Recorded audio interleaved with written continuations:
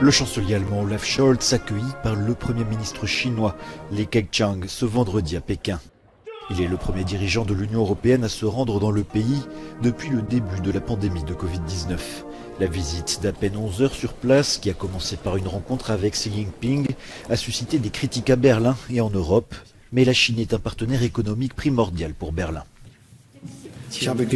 J'ai souligné auprès de mes hôtes combien il est important de notre point de vue de corriger les déséquilibres. Nous soutenons les entreprises allemandes et européennes qui sécurisent plus largement leur chaîne d'approvisionnement et diversifient leur approvisionnement en matières premières. Il est également important de dire clairement que les mesures économiques prises à l'encontre de certains États membres de l'UE sont dirigées contre l'ensemble du marché intérieur et les sanctions contre les parlementaires européens ne sont pas non plus acceptables pour nous. Le dirigeant allemand a également exhorté Xi Jinping à user de son influence sur le président russe Vladimir Poutine, une demande accueillie poliment par le pouvoir chinois. Nous avons tous les deux parlé de la crise actuelle en Ukraine et les deux parties ont espéré que cette crise puisse se terminer le plus rapidement possible, que la situation puisse s'apaiser et qu'elle ne puisse pas s'aggraver. Notre point de départ est de promouvoir les pourparlers de paix. Nous ne voulons pas que la paix mondiale et la stabilité régionale soient affectées.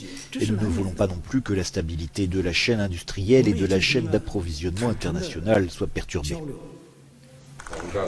Dans les valises du chancelier, les patrons de Volkswagen ou de BASF venus signer des contrats. Une leçon de réelle politique qui n'a pas plu à tout le monde au sein de la coalition à Berlin, notamment à la ministre allemande des Affaires étrangères, Annalena Baerbock.